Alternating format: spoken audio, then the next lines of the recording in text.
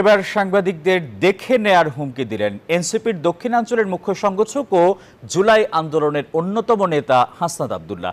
অভিযোগ করেন আরেকটি ১-১১ ঘটানোর ষড়যন্ত্র করছেন তারা। রোববার রাতে রাজশাহী মহানগরীর 0 পয়েন্টে এনসিপির পদযাত্রা শেষে আয়োজিত সমাবেশে তিনি এমন হুমকি দেন।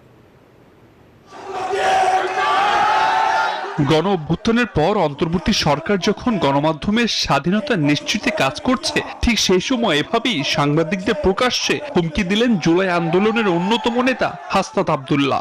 রোববার রাত ৮টার দিকে রাজশাহী মহানগরের 0 পয়েন্টে এনসিপির পদযাত্রা শেষে আয়োজিত সমাবেশে বক্তব্য রাখেন তিনি।